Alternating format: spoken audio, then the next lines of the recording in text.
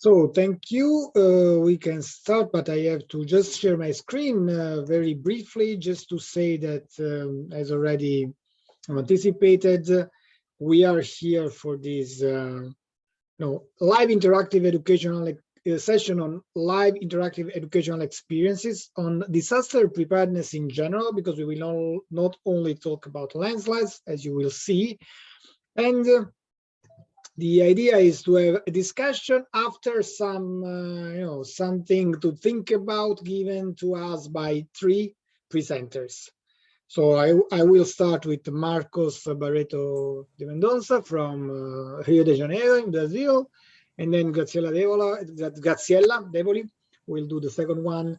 And then the group of the early warning system young professionals will talk about an experience. So without further ado, I will unshare my screen and leave the floor to Marcos that I see there in video. Thank you, Marcos, for being here, and the floor is yours. Thank you, Michele. Good afternoon. Here in Brazil, we are just in the beginning of the afternoon. I will share my screen.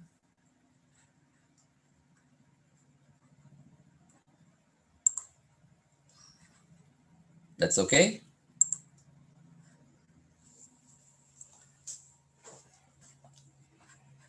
Okay, Michele?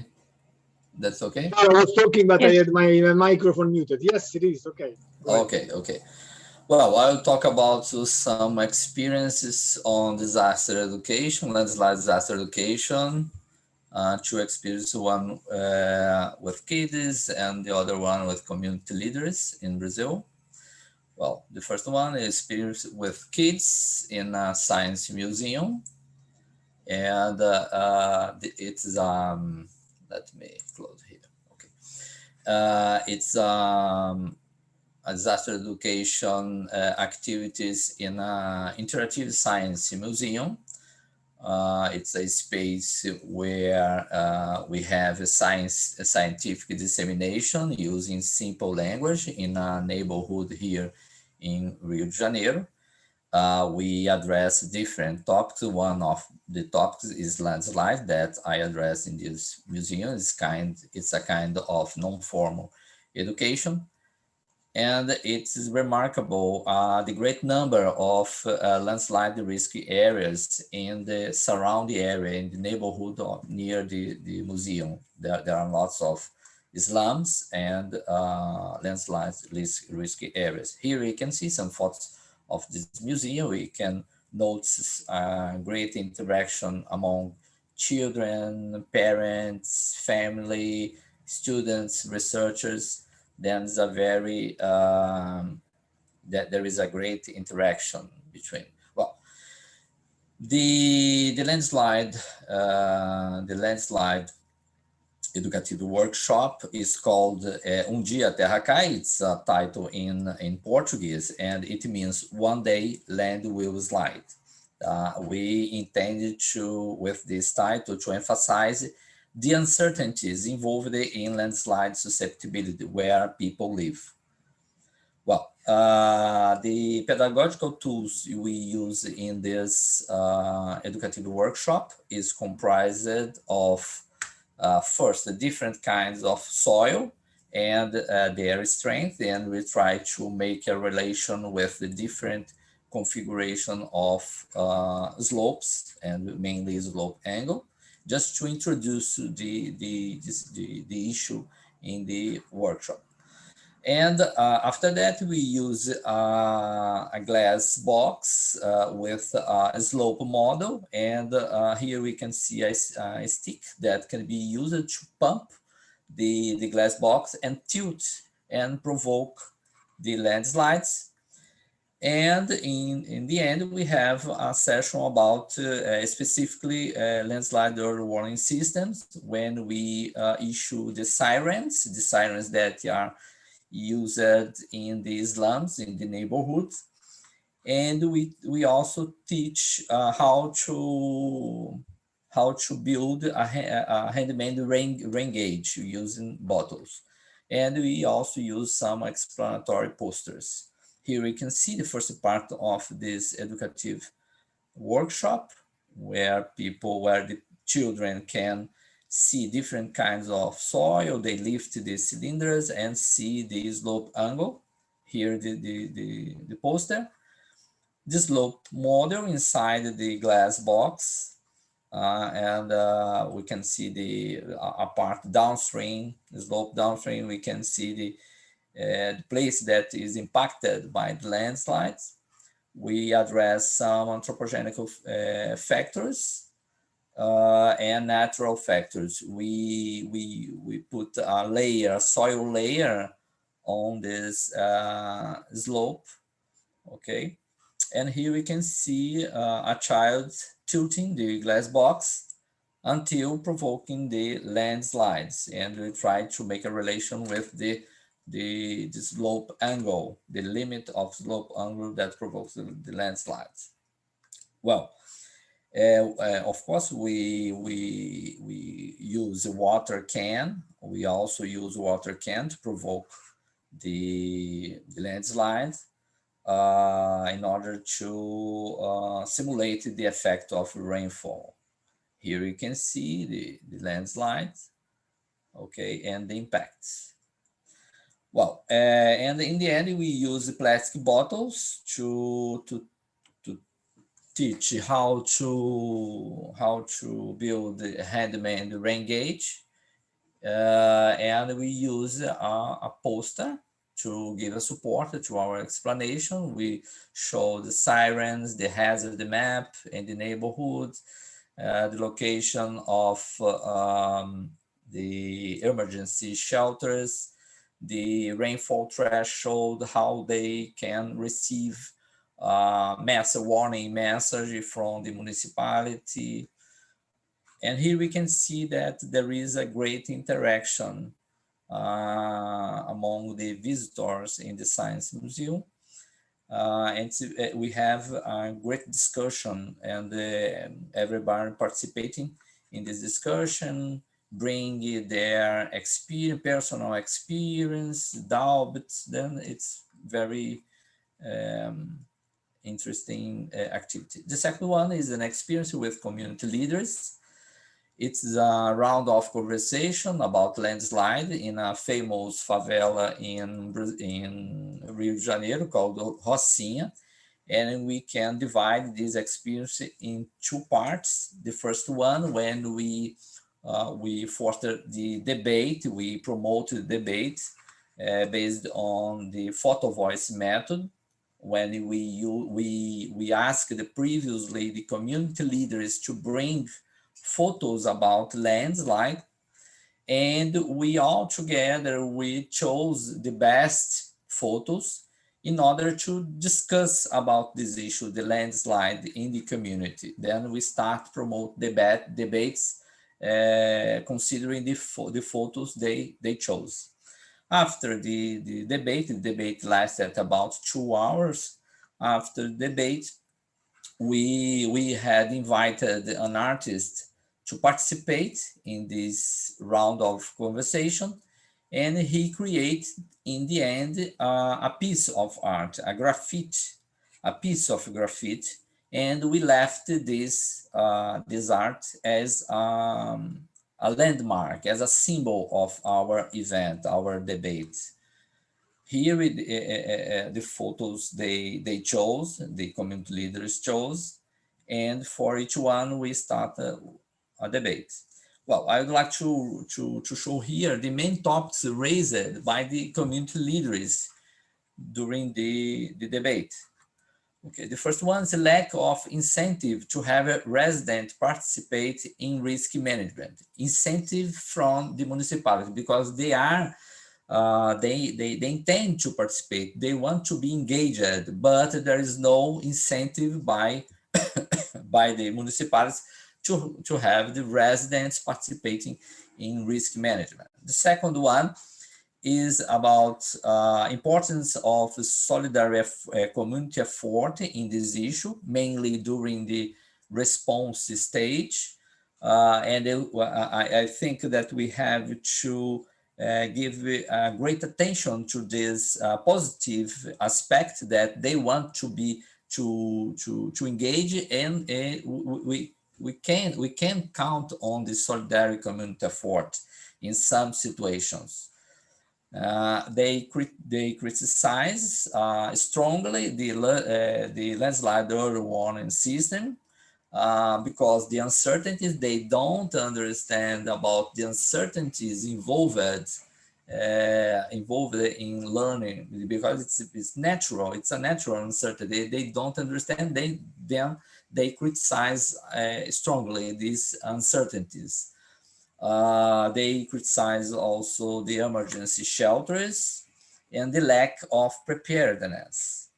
They also talked about social impacts of resettlement. People that live in risky area must be resettled, and there is a great social impact. Then they mention this. And here it's my criticism, because they have a great focus only on structural action. They don't give an attention in non-structural actions. Here we can see the piece of graffiti created by the artists that participated on debate, and we left this as a legacy, as a landmark about our event in the community. Well, now we have to discuss how we can carry out disaster education, landslide disaster education online. How can we carry it out? I think it's a great challenge, but we have to ask first, who is the target public? Is the residents in community leaders, or children in a science museum? Then we have to know who is our target public. Games, I think games are a very good way to develop a disaster education. I think that round of conversation, we can carry out this kind of disaster education activity online, round of conversation. And I intend to implement live community radio program and get together residents, academics, and and public agents. Then I think it is some options that we could pay attention to try to develop disaster education online, games, round of conversation, and radio program. And I think that we have to ask local people to know the best way to carry out this kind of disaster education online. Okay, that's it. Thank you very much, Marcos, and for the presentation and also the final topics for discussion. Let's move on to the second one. Graziella, are you there? You can. We cannot hear you at the moment. No, now I forgot the microphone. You can share the screen, and the floor is yours. Yes.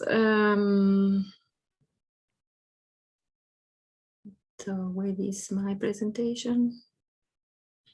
Okay, I will share this. Do you see the presentation now? Yes.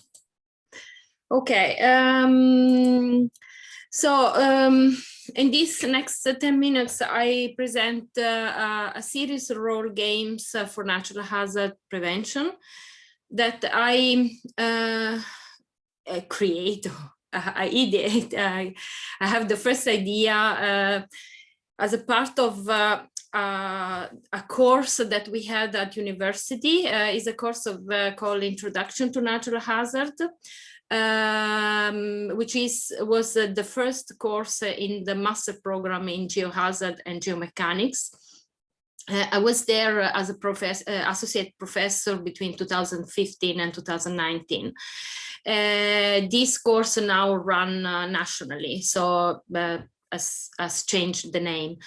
So I started the idea of this game as part of the university, but after my other two Italian colleagues, Jonathan Rizzi and Valeria Cigala, they suggest me to present this game at AGU. And we ran 3 times as a part of the short course for early career scientists. Because of the COVID-19 last year and this year, we didn't decide to participate because we didn't have the game for a digital version of the conference. And we ran also in other environment, like at Met Norway with the meteorologist, and Valeria ran at the Geoscience Communication School in Italy. And so the game has changed quite a lot, because we took a lot of different input from all of these events, and we tried to improve as much we could. The aim of the game is, as I mentioned, it was only for master students initially. So the idea was that the student can learn the different role and the different action for each component of the society. And they learn how to contribute in the disaster cycle, and how obtaining information and provide information to the other component of the society. The games is organized in 3 parts. There is a first part which is more individual and group work, where each participant has to define the role and the responsibility that they have to in the game. And the second part is a group work, where we give a specific scenario to each group, and they have to work doing a list of action and a list of products that are necessary to prevent the economical or human loss in case of similar disaster in the future. The third part is what we call a plenary, where the groups has to present the case that they have, and they have to present their role and also specify the case. So how the works the game works. So the participant, they get a role card when they enter in the room, which has different color and different letters. We don't say nothing more, and we divided the participant in the groups. The groups are divided by the scenario, and but of course we can arrange the group by having a participant only from one role, or we can have in the group a representative of the different role in the society. And we have played both of them. They have both advantages and disadvantages, but we don't go in detail in this. So the next is they got a map with we indicate where the participant that has the role P is located, and they have started thinking where they are in the world, and also in terms of topography. They are in a flat area, they are in a slope, they are close to the river, close to the lake, or something like that. And from the toponyms, they have to start to guess in which part of the world they are located. And once this is identified, So we give what we call the natural hazard card, and they have to make a list of all possible natural hazard in this specific area of the world. And of course, they can range, for example, which is the most important hazard, but we don't say yet with which hazard they will play. After we ask now who they are, who they think they are, and using this letter, they have to come with an answer. And of course, P stands for population, M is for mass media or communication, and I is national authority, scientists, and local authority.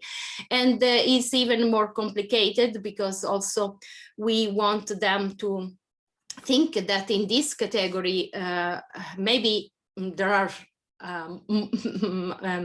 much more subcategory, and so maybe in the population we have a tourist or a person living in the area, and so and of course for scientists we can have a seismology or geomorphologist or whatever. So they have to understand that is not that simple, and of course they will play and we say, okay, you will be, for example, a Spanish tourist in the fjord of Norway, and etc. So we reveal the role. So after we reveal the scenario that they will play, usually these are cascading events, and they finalize many of them as a landslide. So there is a landslide at the end. But we have played, here are the location in this triangle, the location of the different place that we had this scenario. And as you can see, there are real cases that occur in the real life, usually are cascading events that occur 1 year before the course start, or 2 years. So we try to have recent events. So we have, for example, a combination of rock avalanche and tsunami, or hurricane with storm surge and flood, or volcanic eruption with intense rainfall and lahar, or wildfire with intense rainfall and mud flow. So there is a large variety of scenario. Afterwards, the students have to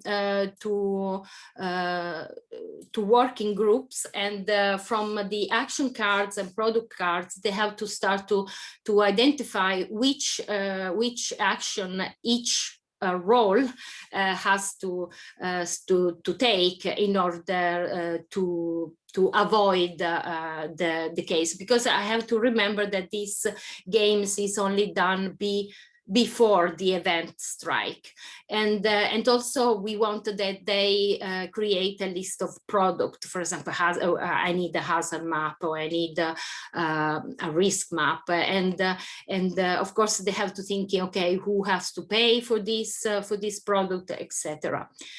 So some feedback, we got actually positive feedback from all participants, both at university, from at AGU. So let's say that 50–70% were quite happy. These are mainly from feedback from AGU, which is more a broad background of people. Everybody found the game useful to understand the multidisciplinarity that is required in the prevention of cascading event, and also the multi-temporal occurrence of the event, because some of these events occur maybe a few seconds after or the same day, but other occur maybe some months after, or even years after. So it was important to understand understand that. Also, they have the opportunity to learn the disaster response also in other countries, and to deal with the challenges not only related to scientific expertise, but also the difficulty in properly planning or natural disaster. What was interesting, and I think this is mainly for us that work with natural hazard prevention, the exercise highlighted the fact that some roles are not understood. For example, which are the responsibility of the general public? So what I have to do if I'm living below a steep slope, for example, or if I am a tourist, if we think in the fjord in Norway, where there is the potential for a tsunami due to rock avalanche. Or, and another that is even, I think, more difficult is the local authority, because it's very difficult to understand for them the boundary between the responsibility of a local authority and the national. And finally, why I present this game or this idea here at LandAware is mainly because I have the idea that could be interesting to have a module for landslide early warning system, but also because maybe there are other associate observers that really know more than me about game, because I'm not a game expert, and I'm not even a teacher full-time, so I'm not anymore teacher. So, but the game is really interesting. So I think it could be useful to have some improvements or just share with you. And we found that the instruction need to be better explained, and this is probably because, as I say, I'm not a game expert. We need maybe an advanced version for student and a light version for maybe a broad arena with different people that are not expert. And after the COVID, maybe we think that we need a digital version. We have some ongoing discussion with the University of Twente and ETC that maybe they can help us. And of course, for master student, we saw that it was too complicated to have this course at the end of the first. It was the first course of the master program, so many students they didn't know many of these concepts, and also was very close to final exam, so probably was not the best option, but they like it really very much. And maybe we should think to have a 1 week intensive course or something like that. And thank you very much for the attention, and I hope you find it interesting. Thank you very much, Graziella. So given that we want some time for discussion, I would move right away to the next presentation. I see Adela in video. I'm assuming she will start. Erica is going to start. Erica, okay. Anyway, yeah. you just share the screen, and the floor is yours. Yes. Okay. Can you hear me? Yes, we can. Yes. Okay. Okay, I'll start quickly. My name is Eddie Melendez, and together with Adele, we are going to present Design, Play, Repeat, lessons learned from a virtual interdisciplinary early warning system role-playing game. So let's next. So who are we? Just like this network, beyond our individual institutions, we are part of the Water Youth Network, which is an international network connecting young people on water issues. And within this network, we have created the Early Warning System Young Professional Network. So the main purpose is to connect young professionals working in different disciplines, different hazards, in early warning system globally. So we have done a couple of activities, but if you want more information or you want to connect with us, you can see our users here on Twitter and so on. Okay, so for the game design, basically, like it was presented before, we wanted to promote and showcase the benefits, in our case, of an interdisciplinary and early warning system. Because of our group, we have so many disciplines within the networks and the sessions that we're doing, that we wanted to showcase the benefits of having this type of system. So we came up with the idea to do a serious game. And just like everyone has presented, we wanted to do this in person. And we designed everything to be played in person. But because of the COVID situation, we have to move everything really quickly to a virtual setting. And so I think it has a lot of obstacles and also some benefits. And one of them that we can showcase is that we were able to reach a wider audience.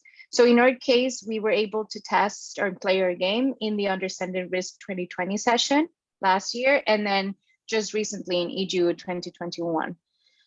And for the design part, we believe in our group that interdisciplinary is indispensable to move towards people-centered, impact-based, multi-hazard early warning system.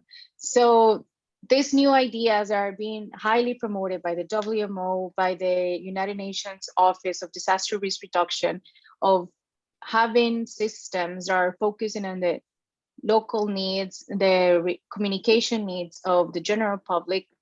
They need to come up from all of us working together in the different disciplines. So moving away from the traditional early warning systems and focusing on the people. So because of this, our objective was to showcase how the decision-making process of the general public or the stakeholders can be improved when presented with impact information. So this information that is coming from this collaborative process. So for this, we designed a high impact emergency situation. So in this emergency situation, participants were placed in an imaginary city that you can see here. And also with roles, they had to make a specific self-protection action based solely on the information that they were presented. So either traditional or impact-based crowdsourced information, which we call impact information. So for this process, we divided all the participants in different roles, like some of them, you can see them here. And as you can see, each role has a specific self-protection action that they have to perform, or they should perform, based on the information that they are receiving. So to make it more realistic and not so much like straightforward decision-making, we created conflicts between the roles.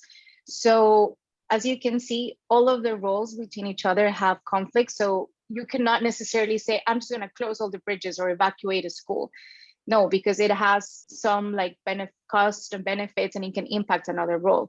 This, we did it to create more of a active discussion between the group, and yeah, to not make it so much straightforward.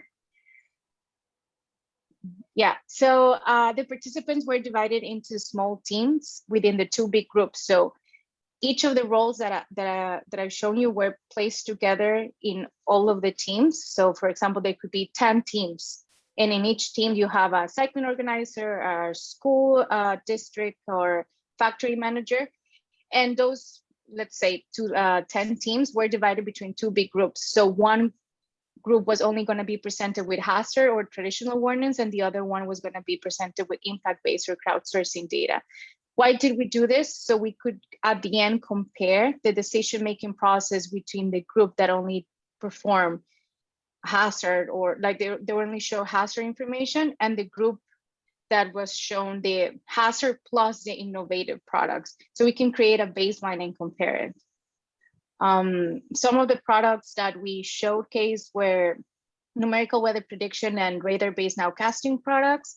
Then we also, in parallel, show social media, crowdsource, and site-specific warnings, which are warnings that present the local vulnerability and exposure information in the area, for example. And the last part of the design part is that for all of this, we created 2 rounds, so 2 extreme weather-induced events, and within each round, we had 3 different lead times. And this was just to showcase the lead times of the different products that we were using. And in each lead time, they had to say the likelihood of them making a specific decision and how confident they were on their decision based on the information that they were receiving. So in one round, the group that was presented with the traditional warnings, the other one was presented with the impact risk warning, and so on. If you have more time, you can create more rounds, and it could be easily adapted to other different roles, so to speak. And I think that Adele now is gonna explain the part of how we played it online. So yeah, I think as Erica mentioned, one of the biggest challenges we have is how to play this game online. So I wanted to really just give some practical lessons that we learned in playing in an online environment. So it's really important to give the background information, which is the hypothetical city, the scenarios, an explanation of the rules and the products. And these products could be given by forecasters. Some of the feedback that we got from people is that you really need to give enough time to go through all these rules and people to get familiar.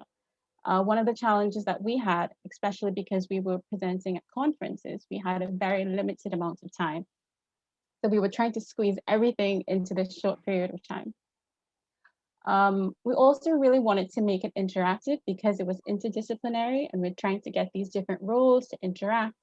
But one thing we've realized that it can be quite difficult to do that with people when you put them into breakout rooms. They don't necessarily talk. Sometimes you have to prompt them. And even assigning roles can be quite challenging in an online environment. Knowing the number of people that are going to show up, you never know. So how do you know if you have enough roles, how many breakout rooms? And an additional task that we had to do, because Erica was speaking about having a group with impact-based versus a group with hazard only, we further divided them into like a Marvel group as well as a DC group, which would make it a little bit easier for us to analyze the results at the end. One of the most important things that we learned throughout this entire process is that it's so important to have a demo. And by demo, I mean having a round where people get accustomed to making the decisions. So they learn, okay, this is the type of information I have, this is the decision I need to make, because we slowly saw how people also changed in terms of the interactions. People became more interactive at the more rounds that we played, and they got more accustomed to it. Another important part with an online game, and because we had Google Forms as well as presenting information, people said they were confused about when to look at information on the screen versus when to look at their forms. So you really need to guide people along the process. And even with that, we've noticed that there can be moments of silence that can be quite awkward. So it's a good idea to figure out how to fill that silence. First, we ended up playing music in the back, but of course there could be other ways to include like dramatic effects. So a key part is really having this discussion where we evaluate the objectives, whether the objectives were met and if people understood what we were trying to achieve. And the way that we did that would have been using Menti. Of course, you can use any other tool such as this, but Menti is great because it really allows you to see in real time what the results are. So we asked people, did you feel more confident in making the decisions? In particular, because even though we were pushing this idea of interdisciplinary, really and truly what we wanted to achieve was to identify people's decision makings will improve with the differences, with the different types of products that were presented. So some people said they felt more confidence, they were aware of the consequences, and they knew what to expect. In addition to that, we discussed what could be some of these barriers to implementing impact-based forecasts, and really what we can do as an interdisciplinary group to improve that. Because we were trying to compare these two situations of impact-based forecast, impact-based hazards, we wanted to to show the results afterwards. So because it's such a short period of time, we actually prepared all our forms ahead of time. So it was just a matter of plotting these scripts and then putting the information back into the presentation, which we presented at the end of the presentation. So I know I'm running a bit short on time, but repeat. I think this is one of the most important things, that we tested the game a lot. We tested it before we played it every time. And every time we tested it, we got different feedback. It depends on who's playing, the level of expertise. Some people are more comfortable with the product, some people are not. So you really have to sort of gauge it. But really testing it is really important. the game will really evolve over time. I know Gabriella said that as well, and we agree. We've had 2 versions of the game so far. The first one was at each understanding risk. That was when we really didn't have an idea of what we were doing in terms of how to play. And then the second time was really, we made that effort to incorporate these breakout rooms and the conflicts. So really, the more you do the game, you really have an idea of what works and what doesn't work. So just to summarize really quickly, this game was really, can be used as a training tool, particularly for early warning systems, and how you can see how decision making is improved when you use different types of products. Virtual games are a challenge, but they also present an opportunity. I think, as Erica said, we were able to reach a lot more people, and now we're trying to revise the game so we can make it self-guiding, so that there'll be some sort of extended learning, and we can just put this online and people can continually play the game without us having to be there. We've realized that games really need to be flexible and adaptable to these different roles and experience and scenarios, and this is one way to grow the game. So for example, we have even thought about including like a landslide scenario with the cyclist, and that can be incorporated into this game right now. Feedback from participants, it's so very important. We got a lot of feedback in terms of how we could improve it, whether it's having this demo or having some sort of point system. It was all very useful feedback, and we will be incorporating these aspects. I think also just really using a network to test. I know the early warning landslide early warning systems, you have a big network, so use your network to test the game before, so that's important. And finally, we think serious games, they should be serious, but they can also be a bit fun. And we try to have that element of fun, I think, by having these other gaming aspects and like the superhero stuff. So I think that's an important part, and I think people were very receptive to that. And just to conclude, even though Erica and I are the only ones here today, we do have a full team, so we just wanted to acknowledge them. Thank you. So I thank very much Eric, Adele, and the full team for their presentation, for having accepted the invitation, to present in this event. You have been dealing with early warning systems, yes, but not with landslides. Others have been dealing with landslides, but not specifically with landslide early warning systems. So we got, the full spectrum of possibilities, let's say like that. Unfortunately, in terms of timing, we're not doing it well because the time goes very quickly. So I have a lot of notes. I took a lot of notes from the 3 presentations, and there could be a lot of issues to explore, but the time is limited. So first of all, I want to say, we are here in this session within the LandAware MayDay, but we are also here because this session has been promoted by the working group for the e-learning working group of LandAware. So we will continue this discussion afterwards, after the MayDay, and hopefully, we will address something and try to do something, So I'm saying to the people that are here participating to the session, but also, that we can continue this afterwards, in the coming months, to try to do really something within working group 4. That said, I would start from the questions, because some questions are there. There is a question from Anne to Marcos. Anne, if you want to talk, you can talk, or Marcos, anyway, you have to, okay. She says, how did you get in contact with the favela communities? Did they reach out to you, or was it the other way around? And did their will to participate depend on it? Well, I contacted them. They don't contact me. I chose the community. This favela is very famous because it's a big favela, and there are lots of landslide disasters there. And I contact some leaders in order to develop this round of conversation, and they accepted immediately. Then, well, I contacted them, and they were very interested in discuss this issue. Thank you. There is another question to Graziella this time by Pooja. How the local people, community people, uneducated ones can participate in these games? Any approach to engage them?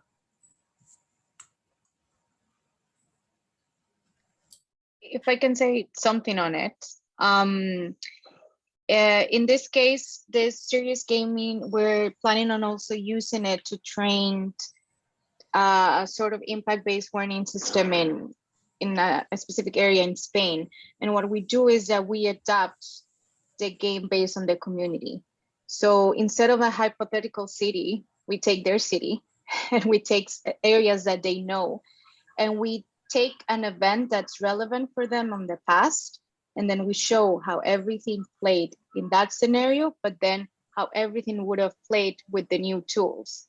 So it becomes more approachable to them because it's areas that they know, situations that they experience, and it requires a little bit of work as in the background to check and connect with them, but that would be an approach to do it, I would say. Thank you. Yeah, Yeah, and what of course, from the game that I show is, I mean, it was only for students at the beginning. I mean, the only one that maybe were a bit outside were the meteorologists, because I mean they have to deal with a different type of role, and so they were very happy because there were things issued that they never thought about that. So in a sense, they were like maybe not common people, but anyway, they knew a little, and so especially for landslide. So it was, but I never test with the community or people that are not related with the natural hazard prevention. But I think it can be run for everybody. But of course, yeah, maybe we should present in a more simple way. I don't know. Oh, what Erika said, I also heard it from some other experiences of similar, games. It's important when you go in a community and you want to play with the people in the community to make it relevant for them. So I totally agree with what she said. There is another question for Graziella from the chat, from Faraz. He's asking whether, there are rules for your game, but also if it is a win-lose game. No. No, at the beginning, no, because the idea was that the student will find the information themselves, and they embrace the role by themselves. So, and they just presented. But when we were at the second time we were at AGU, we tried to give a kind of score, but of course, because we didn't have the time to run better the game. So I discussed a bit with Kees van Westen and Luigi Lombardo, because they were interested in improving this game, or so we think that maybe it could be interesting to have a kind of win-lose rules or something. I don't know, does this go towards what you said at the end, serious game should be funny, or is it relevant for that, to win, to lose? Yeah, absolutely. I think we're, as humans, I think we all have a very competitive spirit. So that's definitely one component that you should aim to have. Although sometimes it does seem that, it is a serious topic. So you have to also have that balance between a serious topic and making it fun. But of course, I have actually, just recently I attended a game, and they had point system, and it was quite interesting to see how people got into it. Yeah. Any other comments from the floor, from the participants? You can even unmute and do it directly.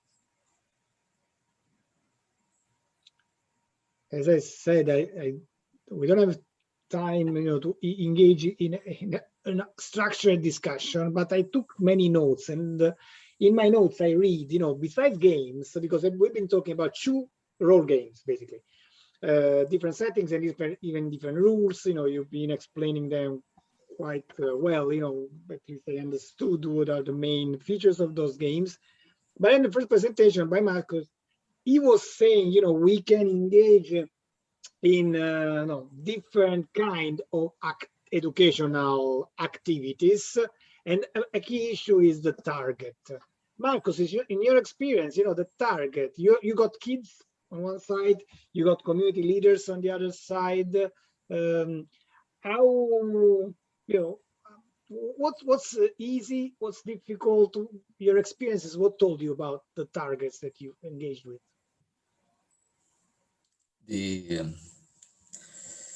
Well, I think that having as a target the children is very good for us, because I think that they interact a lot, and we have to develop a culture of disaster education, and you have to start with children. Then I think that we have to have this target children. I think it's very important, but also I think that the community leaders are very rich experience, because their experience, their life experience, they talked about the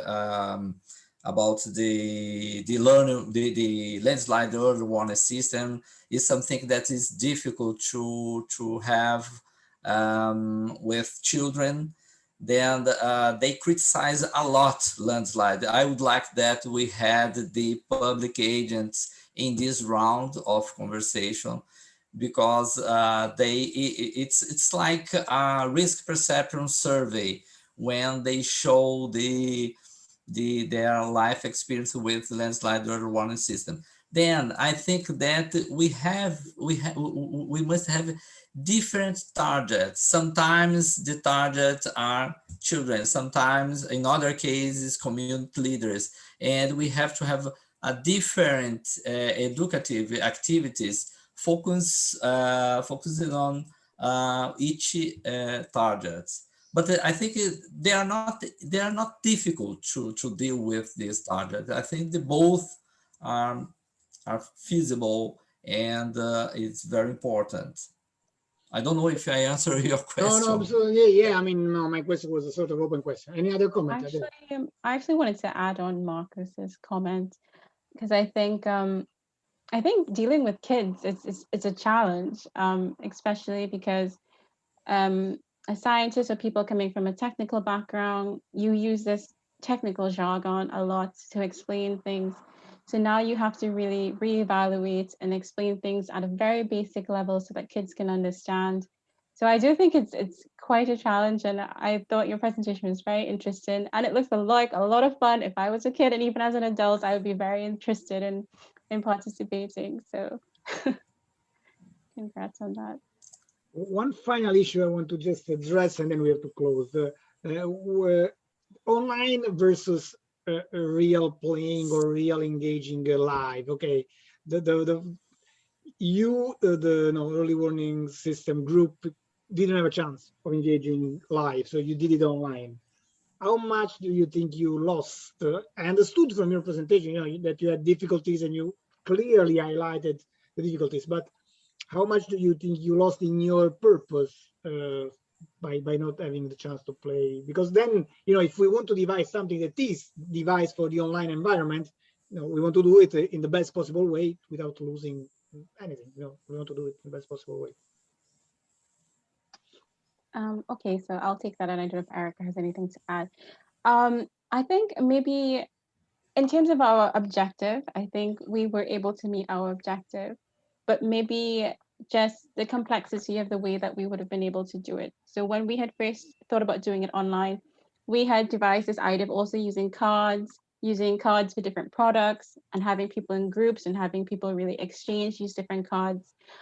So I think the disadvantage is really the ability and the way that you can interact. I think you can have much more meaningful interactions, and maybe the outcomes of it would have been different in terms of recommendations, solutions. But in terms of our objective, I think we were able to meet that.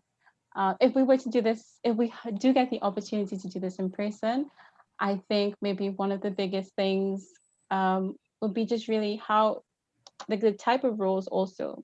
We only, at this point, we only included more operational type roles, but one of the biggest things we wanted to include was the community.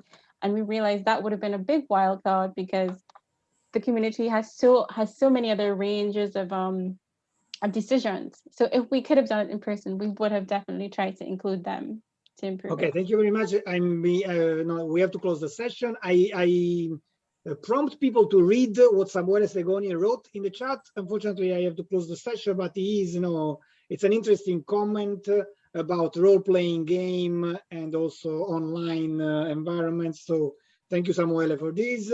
I am just like closing the session by saying that you can look forward for the other sessions in a very short time now. Thank you very much and sorry for being late. Okay, thank you, Michela. Thank you. I